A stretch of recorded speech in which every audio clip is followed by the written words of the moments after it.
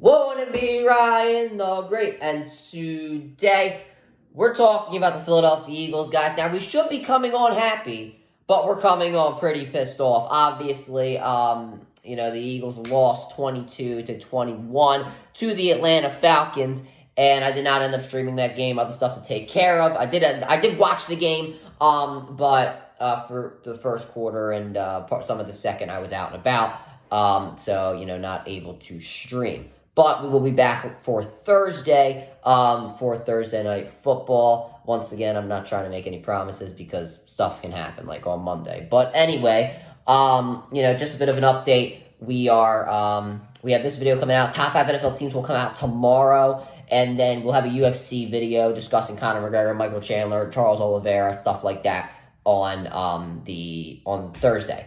Now, we will be talking about the Eagles. Once again, we'll be breaking it down just like the way we do. But in this case, they do not get a win. They end up with a loss. So let's break this down. But before we break it down, guys, make sure you guys subscribe with the post notifications on. Go subscribe to my brother on the vlogs. Make sure you subscribe to my second channel at Ryan the Cod Great. Make sure you guys go follow me on X around the RTG. Make sure you guys go follow me on TikTok at Ryan the RTG. Make sure you guys go listen to the latest edition of the CR7 podcast. And make sure you guys go follow me on Twitch at Ryan the Great Podcast. I'm out for you, ladies and gentlemen. Let's go into the video and let's roll that intro. Hey. Come on, Static. Stop! Stop! Stop! Stop! Red Slam! First pitch! Bring him in! Yes! Oh, damn.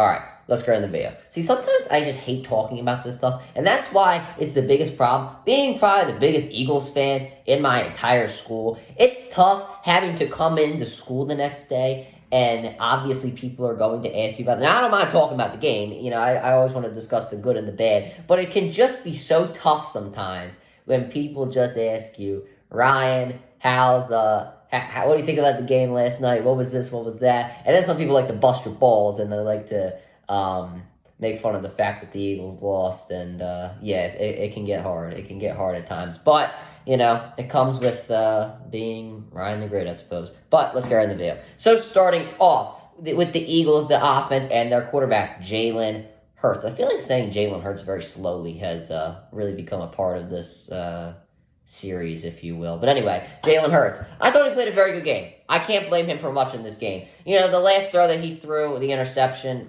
what can you do? I mean, he didn't, I think he panicked, in my opinion. He probably could have, I don't know if he really could have got out of the pocket. It wasn't too much of an opportunity to get out of the pocket, but regardless, where was he really going to go? He panicked. There really was nobody open, were the Eagles really going to be able to get into field goal range? They had a timeout. If they would have completed that pass, that's possible, but it just didn't happen.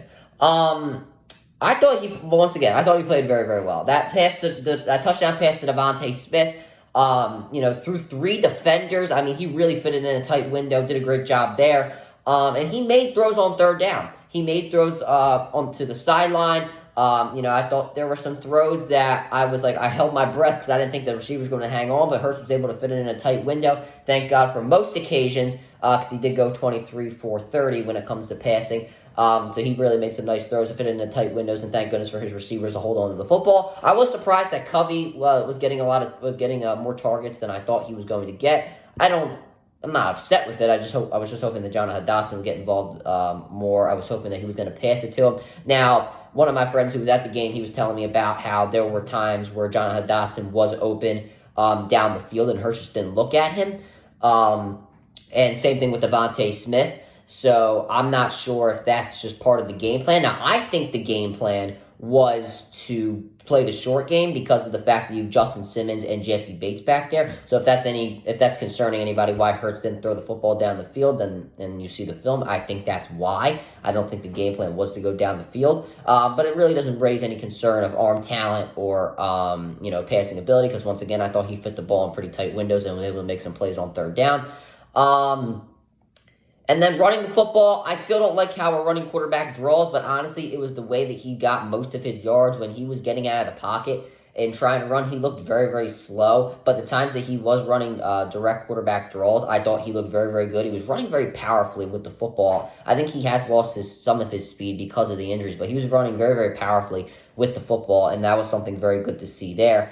Once again, I really don't like the designed runs. I feel that he gets his shoulder down way too much, and that is going to lead to some sort of injury, kind of how it did last season. So hopefully we have no injury, and hopefully that, he learns to protect himself better, because you've seen what happened with Tua Tagovailoa. He put his head down, put his shoulder down way too much, and that led to a pretty scary injury there.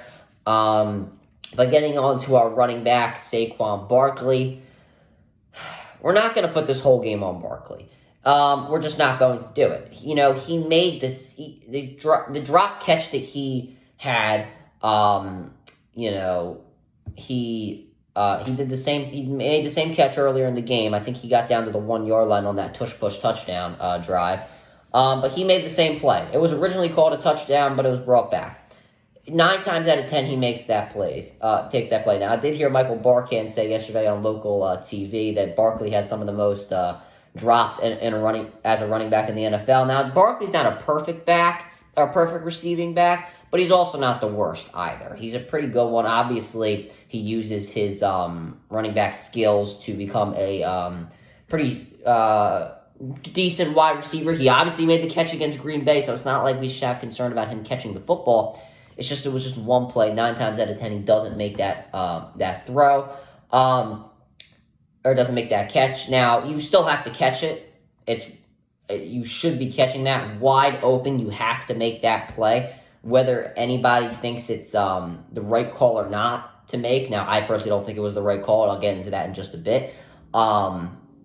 You just have to make the play. Now, running the football wise, he played great. He was the entire reason that we were in this position. In the first place, he played very, very well in the fourth quarter. When they started giving him the ball, I thought they should have given it to him more in the second quarter, but he was shut down for the most part. I thought there were different ways you could have gotten it to him, but I digress. But he looked really fast. I thought he did a great job. I said before the game with this Falcons team, they get off the edge, so you have to make sure you just zoom. Get right through the gap and you go, which he did very, very well. Last week I thought he was penetrating against the Green Bay Packers, waiting for some holes to open on some occasions. He didn't do that this week. He ran right through the gap and was able to get as much yards as possible. So I'm very glad that he was able to do that. And yeah, once again, just don't put the whole game on him. It really wasn't. Obviously, was his fault. He put the defense in the position, but the Eagles blew this one as a team in general. And I don't think it was all on him. Anyway, Devontae Smith getting into our wide receivers. I didn't expect him to completely go nuts. I feel like Eagles Twitter or X, whatever you want to call it, was really hyping him up before this game. ESPN was even posting Devontae Smith versus AJ Terrell. I didn't expect him to go completely nuts. He didn't, obviously with the routes that he runs well when it comes to slants, crossing routes and stuff like that. When you have a bunch of dropping linebackers, which is something that the Falcons like to do, you're not really going to have much success in that category. So I didn't really expect him to have that great of a game, but he did all right for the most part. You really need A.J. Brown back because there were really a lot on some occasions, like where Hurts was holding on to the ball too long. Now, that's the problem with the receivers not getting open. I thought, man, this is the time where you could really throw the ball to A.J. Brown because he would get open because you can't guard A.J. Brown for more than 5 seconds, which is sometimes sometimes that's how many seconds Jalen Hurts was holding on the football, so I really feel like they could have used him there. But Devontae Smith, not a bad game. And then Jonathan Dotson, I mentioned him earlier. I just don't think Hurts trusts him yet. I mean, they traded for him in late August. You barely had any time together. You didn't really have much of a camp. You're kind of just, I guess he's working in with the starters in practice. You barely had any time with him. You don't have much chemistry with him. So honestly, what's really the point of, there's a point of throwing him the football because obviously a very good talent. But I mean, I just don't think Hurts trusts him, and that's just something they're going to have to develop over the course of the season. Hopefully, it's able to happen. They were trying to go a lot to Johnny Wilson, which I don't think this guy's ready. I mean, this guy got a penalty earlier in the game, which brought back one of the running plays. I think we ended up with a touchdown on that drive, regardless. But or maybe we didn't. I don't remember. But he had some run play, some holding call in the red zone, which I thought was ridiculous. And, Hurts threw to him in the end zone on one occasion, and he's just, I don't know. I just don't think he's ready right now. He was a sixth-round pick for a reason. I liked him a lot at Florida State, but I really think you got to get John Dotson the ball. I thought Covey played a good game. He was breaking some tackles when he was getting hit in the flats, so I thought he did decent. But for the tight ends, Goddard, not really much of Calcaterra. I think we saw him catch one pass over the middle in the beginning of the game. We have to get him involved. We have to get Goddard involved. We're without A.J. Brown. We're going to need him because Goddard can play. He has a decent route tree. He can, run the corner route. He can run a curl. He can break tackles. He's a quick guy.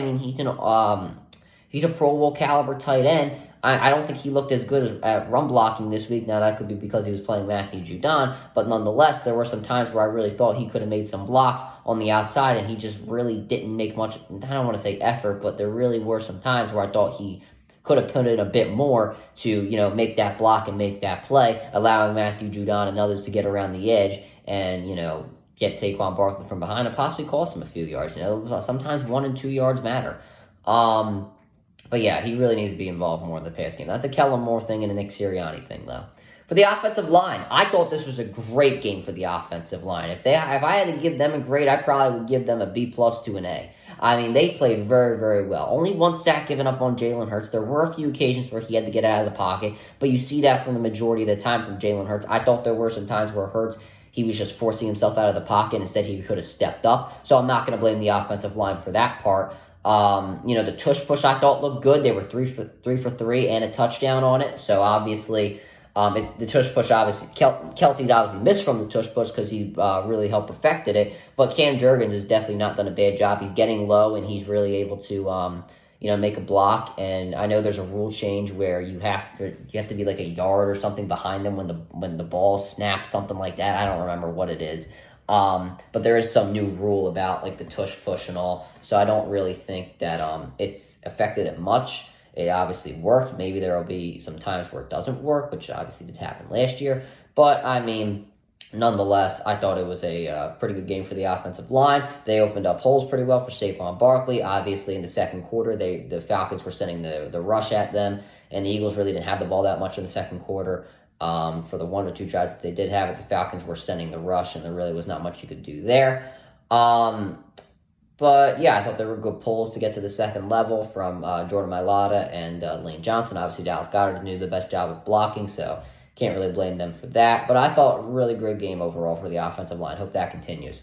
Next, now the defense. Now the defensive line is the biggest concern for this team right now. Some people could say it's the secondary. I don't believe it is, and I'm going to tell you why over the course of the next few minutes.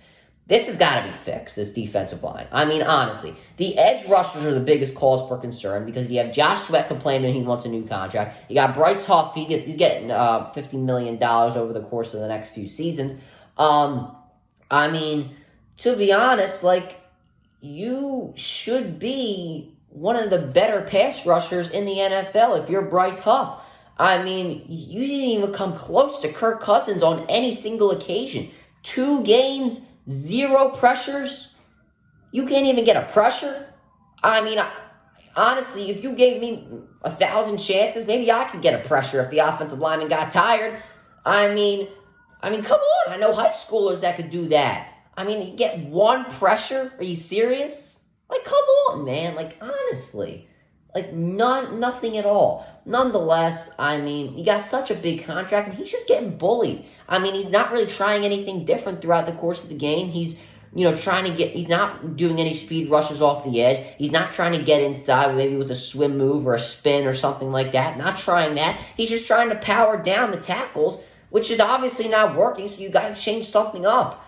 Josh Sweat, I thought he played. Now, he obviously didn't get to Cousins, but there were some times where he did lay some pressure on him, but he just wasn't able to make the tackle. That I think can be fixed, but with Bryce Huff, man, this is bad. This is looking really bad. I'm just trying to be optimistic about it, and I'm trying to give him the benefit of the doubt by saying that, it's in a whole new scheme. Now, obviously, that is, none of those statements are wrong, but with the type of contract you just got, and the expectation you have to replace Hassan Reddick as a younger and better version of him at this current moment in time, then you should really be able to produce. That's how it is. Now, what do you call it? Just looking back at my notes here. Williams had a sack in the red zone. So, that was good. I thought this guy, Thomas Booker, the fourth, I thought he played well. He had 2 tackles for loss, and then he had a tackle in the backfield on a screen pass. He really has an eye for the football. He has some good football IQ. I'd like to see him get a bit more snaps. Jalen Carter had 1 pressure, and he just saw, not really much from him. Jordan Davis was terrible, but he's much more, I'll save the criticism for him when it comes to the run game. But you can't really say that Kirk Cousins was getting out of the pocket any, because 1, he's coming off an Achilles injury. 2, he had 4 rushes for -1 rushing yards, if that's how you want to say it. Rushing yards, whatever. So it's clearly he's not going anywhere. So you can't make that excuse at all. And the run defense. I might have nightmares this week about Alvin Kamara and the Saints' run offense, because I can't say they were tired, the Eagles, this week, because of like I said last week, because the Packers had the ball. I can't say that because the Falcons had about 17 minutes out of the 48 minutes in a football game. I can't say that they were tired, because the Falcons only had 17 out of the 48 minutes in a football game. So that's out the window there, or 60 minutes, whatever the hell it is. So, you can't make that excuse. And then and then they just got dominated. Like, literally, how do I say it? There's, the offensive line takes the defensive line, moves them over to, the left. The running back cuts back and gets through the A-gap through the middle. And, the only thing you got to guard is the second level. Then you got tight ends and receivers able to make those blocks on the second level as well. That was really happening throughout the entire game. If you are the defensive line, you have to get into your gap assignment. No matter what the motion of the offensive line is, you have to go through your gap assignments. You can't just follow the way the offensive line is going and expect the running back to come to you. That's what I feel like the Eagles had a problem with last season. They just were expecting the running back to walk into you and you could make the tackle. That's not the way football works. They're not going to help you win the game. So that, I feel, is a really big problem right there. And you even have Fletcher Cox saying on WIP, he texted the entire defensive line saying this is unacceptable, this can't be happening. Honestly, I'm very glad that he did that, because this is an absolute disaster. And, same thing, and this is really Jordan Davis's fault, because he's supposed to be the leader of the run defense. He was obviously a first-round pick and whatnot, so he's got to be able to make some plays up the middle, which is just... it's just honestly ridiculous. The fact that he cannot get through anyone. He can't get through the A-gap, and anytime he does, he has no speed whatsoever or no footwork whatsoever to be able to, to get into your breakdown and make the tackle. He just can't do it. For some reason, he just cannot do it. It doesn't make any sense to me. This needs to be fixed immediately. Jordan Davis is a bust. I've been saying it for the last year now that we should have drafted Kyle Hamilton. I said it on draft night, and I will say it again. You should have drafted Kyle Hamilton, and I will say that until Jordan Davis starts to show me something. And he has not been able to show me anything over these past couple of seasons.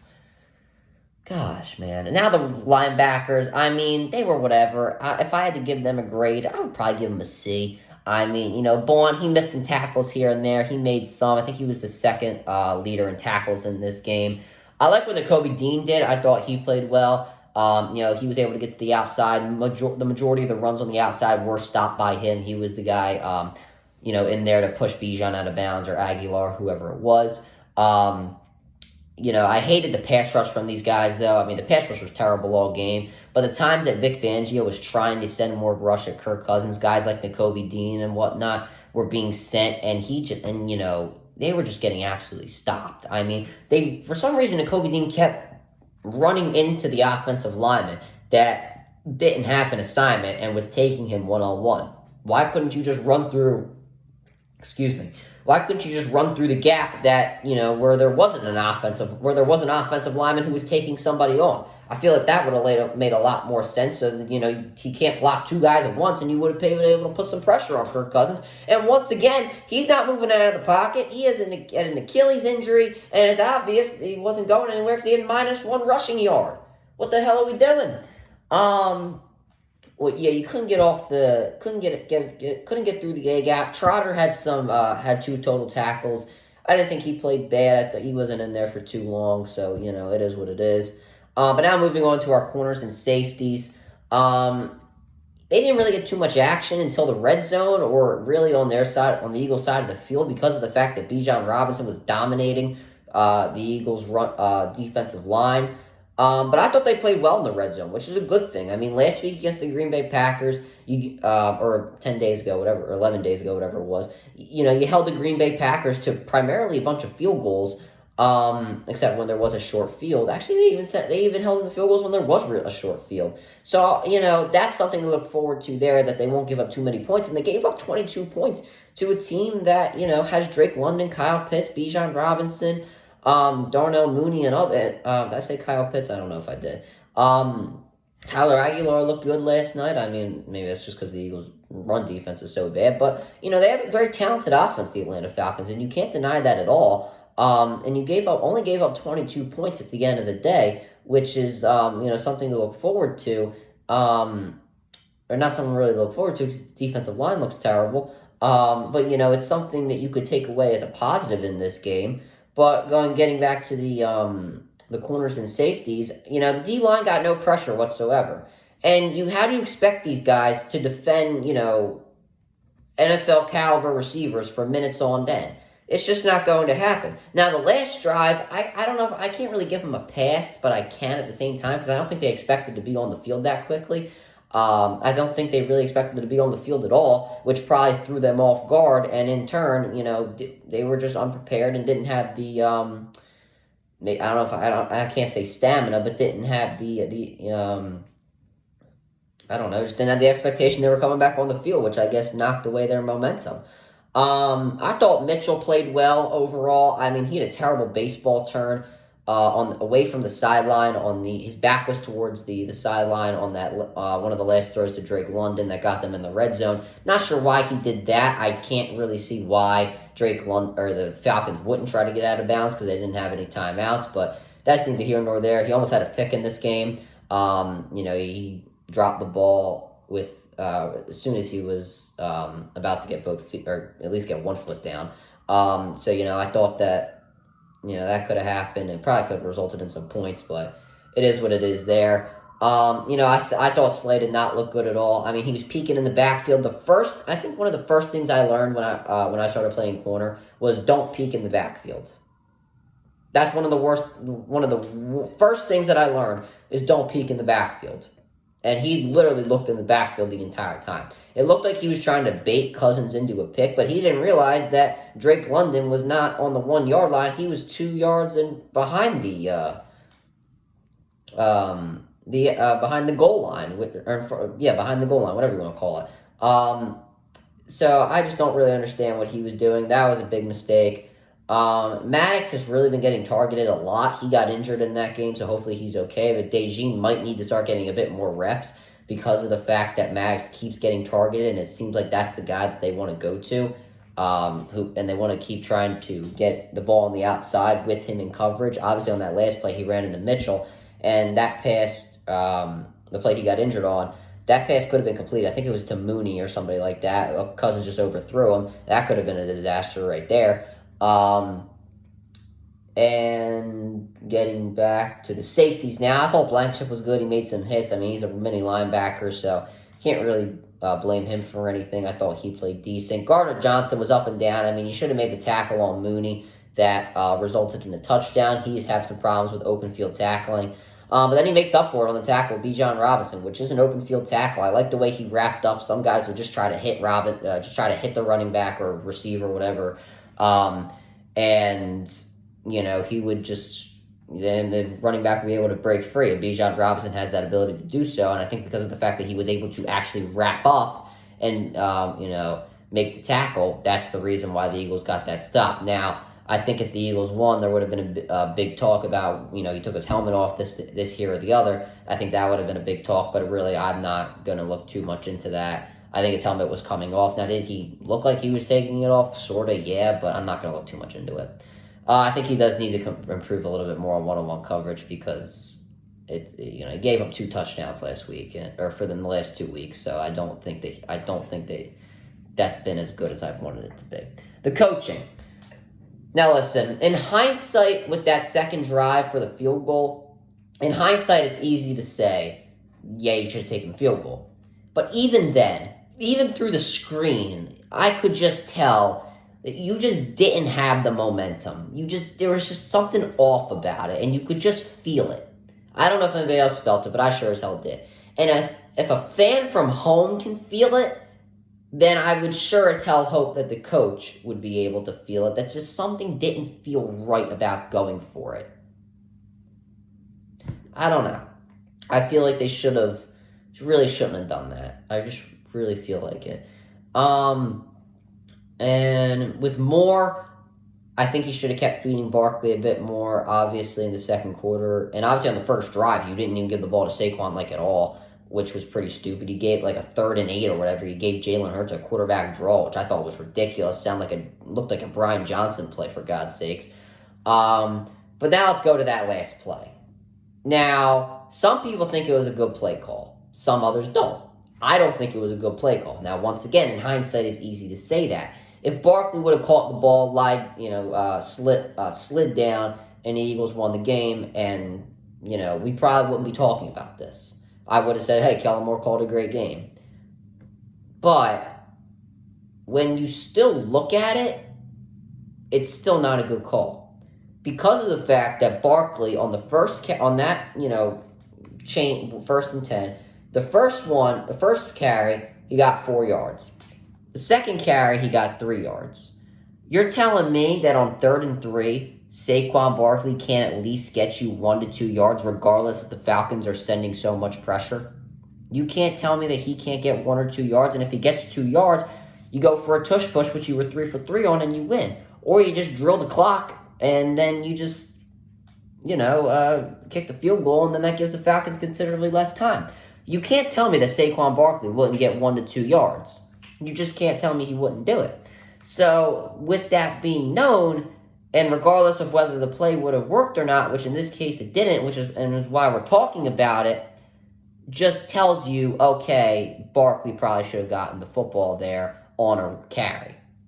That's what should have happened. And I think there's obviously ways to argue it because Saquon got open. It worked earlier in the game. There are ways to argue what I'm saying, but when you take all of what I'm trying to say into consideration, I think it's a very fair argument to say, okay, you probably should have ran the football. Just me, though. Anyway, on defense, don't blame anything on Fangio. I mean, so many people are blaming Fangio. I mean, what the hell did this guy do?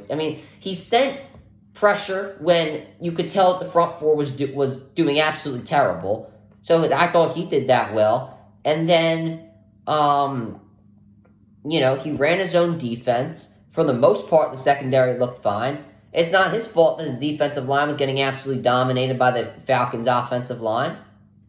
I mean, it's not his fault at all. So I don't really see why everybody's blaming Vic Fangio for, or a lot of people are putting the majority of the blame on him. Now, who do you really want to put the blame on? Honestly, I just put the blame on that play call. That one play call. Obviously, people are going to put the blame on Sirianni because people just don't like Sirianni in general. And he's obviously on the hot seat this year, which I believe he is. You can put blame on him for not taking the field goal in that second possession. I'm going to do that as well because I really felt like they should have taken the points because of the fact that you just didn't feel right. So yeah, that you could put on Sirianni, but don't put anything on Fangio, man. I mean, come on. I really don't think you should do that. The bottom line, this should be a win. It should be 2-0. I should be a lot happier talking about this game. This video shouldn't be almost 30 minutes, me breaking down what the hell's wrong with this team. They'll get dragged through the mud for this from the media. They blew the game and the Eagles are this, the Eagles are that. I'd like to see how this team faces it, this team in particular, with, this load of talent. I'd like to see how they face adversity like this after a loss like this.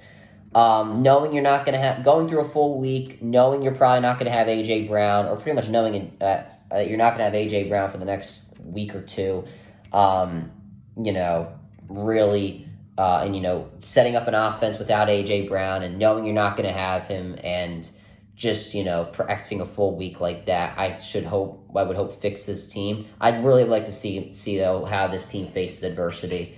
There's not too much to be concerned about. I think that Barkley's fine. I think the receiving core is fine. I think Hurts needs to develop a bit more of a connection with Jonathan Dotson, but hopefully that'll get fixed. I think that, I think the offensive line played great. I think that Goddard needs to get a bit more in the game, and the defensive line. That's really the only thing I can really be really concerned about. If we keep losing games like this by the time week 5, week 6, week 7 pulls around, when you probably should have A.J. Brown back, then I think that's the time where you say, okay, there's a bit of a problem, and it's time to not panic, but really have some concern. That'll do it for this video, guys. Make sure you subscribe with the post notifications on. Go subscribe to my brother Lindy Vlogs. Make sure to go subscribe to my second channel at Ryan the Cog Great. Make sure you guys go follow me on Extra on the RTG. Make sure you guys go follow me on TikTok at Renegade RTG. Make sure you guys go listen to the latest edition of the CR7 podcast. And make sure you guys go follow me on Twitter at Renegade Podcast. And as always, Ryan the Great out. Peace.